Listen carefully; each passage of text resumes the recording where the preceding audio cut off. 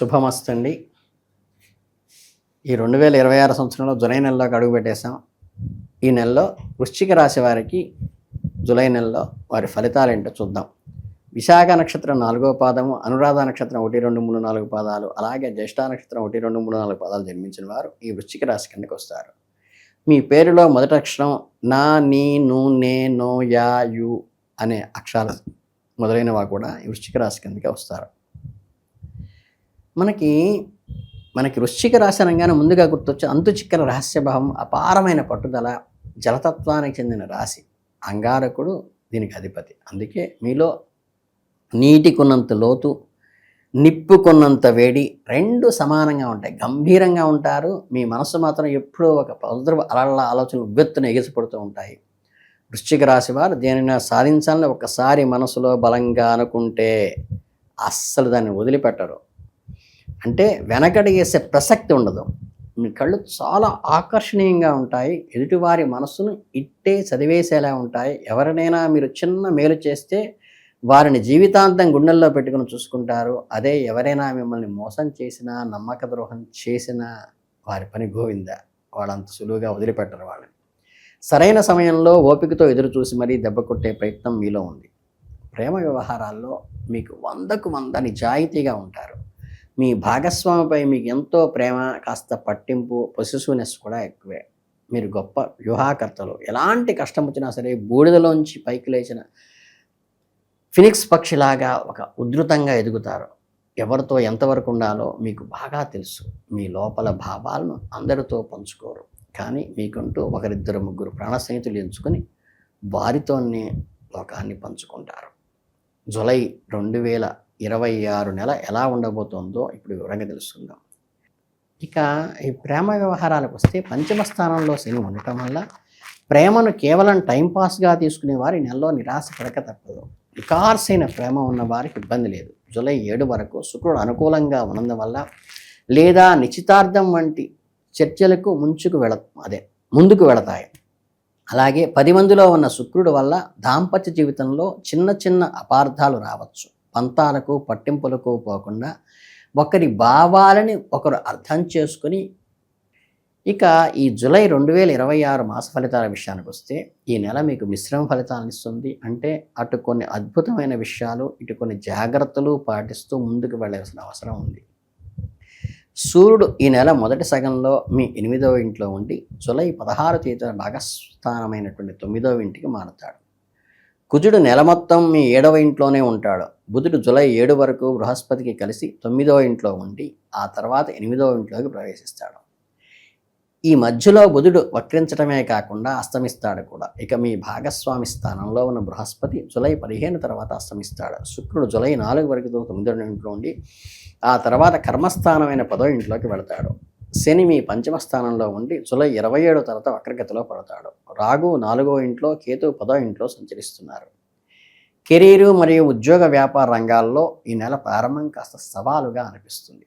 కర్మస్థానాధిపతి అయిన సూర్యుడు జూలై 16 వరకు 8వ ఇంట్లో ఉండటం వల్ల మీ పనుల్లో కాస్త ఆటంకాలు, నిరాశ ఎదురు కావచ్చు.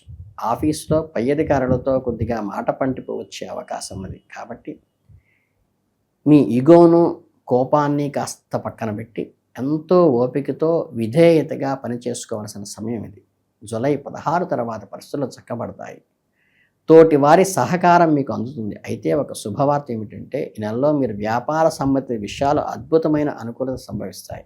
మీకు ఉన్నత అధికారులతోనూ, పలుకుబడి ఉన్న వ్యక్తులతోనూ పరిచయాలు ఏర్పడే అవకాశం మెండుగా ఉన్నది. మీరు తలపెట్టిన పనుల్లో మీకు ఖచ్చితమైన కార్యజయం సిద్ధిస్తుంది. బుధుడు 8వ ఇంట్లో ఉండటం వల్ల వ్యాపారస్తులు ఈ నెలలో వ్యాపారంలో భారీగా కొత్త పెట్టుబడులు పెట్టడము, పెద్ద రిస్కులు తీసుకోవటం అంత మంచిది కాదు. ఉన్నదాన్ని కాపాడుకుంటూ ముందుకు వెళ్ళటం ఉత్తమం. ఆర్థిక విషయాలకు వస్తే ఈ నెల మీకు ఒక మోస్తరు లాభాలు వస్తుంది. లాభస్థానాధిపతి అయిన బుధుడు కాస్త సగటు స్థితిలో ఉంటాడు. అలాగే లాభస్థానంపై శని దృష్టి కూడా ఉంటుంది. దీనివల్ల లాభాలు అమాంతం పెరిగిపోవు, అలాగని దారుణంగా పడిపోవు. మీరు ఎంత కష్టపడితే అంత ప్రతిఫలం ఖచ్చితంగా మీ చేతికి వస్తుంది. పొదుపుకు కారకుడైన బృహస్పతికి స్థితి బాగుండటం వల్ల తెలివిగా వ్యవహరించేవారు పొదుపులను సురక్షితంగా చేసుకోవటం మంచిది. అంటే ముఖ్యంగా సంతానానికి సంబంధించిన విషయాల మీద కనుక వారి ప్రయాణాల మీద ఈ నెలలో మీరు కొద్దిగా ధనం వ్యయం చేయాల్సి ఉంటుంది. కానీ అద్భుతమైన విషయం ఏంటంటే ఇన్నాళ్ళు మిమ్మల్ని వేధించిన అప్పుల బాధలు, రుణ సమస్యలు ఈ నెలలో గణనీయంగా తగ్గిపోతాయి. ఇది మీకు ఎంతో ఊరటనిచ్చే విషయం. అనుభవం ఉన్న వ్యక్తుల సలహాలు పాటిస్తే ఆర్థికంగా ఇంకా మెరుగైన ఫలితాలు రాబట్టవచ్చు. మీ కుటుంబ దాంపత్యము, ప్రేమ వ్యవహారాల్లో ఈ నెలలో ఎంతో ఆసక్తిగా ఉండబోతోంది. జూలై నెలలో మీ బంధువుల ఇంట్లో జరిగే వివాహాది శుభకార్యాలను చూసి ఎంతో ఆనందిస్తారు. మీకు సంతోషాన్నిచ్చే ఎన్నో ఆసక్తికర వార్తలు ఈ నెలలో మీ చెవిలో పడతాయి. కుటుంబంలో ఏదైనా శుభకార్యం చేయాలన్న తలంపులు కానీ, ఆలోచనలు కానీ మొక్కదొడుగుతాయి. ఇవన్నీ మీకు మంచి ఉత్సాహాన్ని ఇస్తాయి. అయితే మీ పుట్టింటి వైపు నుండి, మాతృవర్గం నుండి కొన్ని వాటి వ్యతిరేకతలు లేదా అభిప్రాయ భేదాలు వచ్చే అవకాశం ఉంది. కాబట్టి మాట జారకుండా సర్దుకుపోవటం మంచిది. ముందుకు వెళ్ళటం జరుగుతుంది. ఇక బృహస్పతి మీ 2వ ఇంటిని చూడటం వల్ల కుటుంబంలో ఎలాంటి పెద్ద వివాదాలు రాకుండా ఒక పెద్ద దిక్కులా అన్నీ సర్దుకునేలా చేయటం మీ వంతు అవుతుంది. మీ రాశ్యాధిపతి కుజుడు 7వ ఇంట్లో ఉండి మీ లగ్నాన్ని 1టి ఇంటిని చూడటం వల్ల పెద్ద పెద్ద ప్రాణాపాయాల నుండి మిమ్మల్ని కవచంగా ఇది కాపాడుతుంది. చిన్న చిన్న అనారోగ్యాలు, గాయాలయ్యే ప్రమాదం అయితే ఉంది. ముఖ్యంగా వాహనాలు నడిపేటప్పుడు 100% అప్రమత్తంగా ఉండండి. ఇక వాతావరణంలో వచ్చే మార్పుల వల్ల జలుబు, జ్వరం లాంటివి ఎండలో ఎక్కువగా తిరగకండి, వర్షంలో తడవకండి. ఏదైనా బృహస్పతి అనుగ్రహం మీ లగ్నం మీద ఉండటం వల్ల రికవరీ చాలా త్వరగా అవుతుంది. ఈ నెలలో దేవుడి పట్ల మీ భక్తిభావం, ఆధ్యాత్మిక చింతన మరింత పెరుగుతాయి. దీనివల్ల మీకు ఈ నెలంతా అద్భుతమైన మానసిక ప్రశాంతత లభిస్తాయి. చివరగా మీకు మరింత మేలు జరగటానికి జూలై నెలలో కొన్ని చిన్న చిన్న పరిహారాలు, అదృష్ట విషయాలు పాటిస్తే చాలా మంచిది. వృశ్చిక రాశి వారికి గురువారము, బుధవారము, శుక్రవారము, శనివారాలు అదృష్టాన్ని కలగజేస్తాయి. ఈ నెలలో మెరుగైన ఫలితాల కోసం చిన్న చిన్న పరిహారాలు చేసినా చాలు విశేషమైన ఫలితాలు వస్తాయి.